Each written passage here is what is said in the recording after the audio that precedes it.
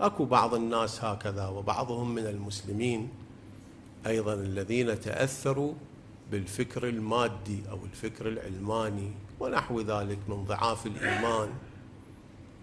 الآن صاير عند البعض موديل يعترضون على الأحكام الشرعية، لا دارس العلوم الدينية، لا دارس الفقه، ولا يفقه عن الأحكام شيء، ويقعد من هنا وهناك يشمر كلمات ضد الأحكام الشرعية.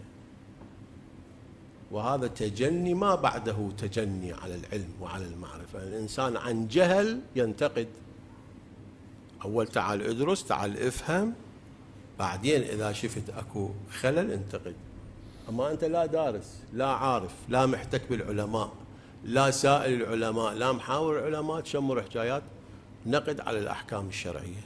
لعل من أصحاب هذا المنطق هنا أيضا يعترضون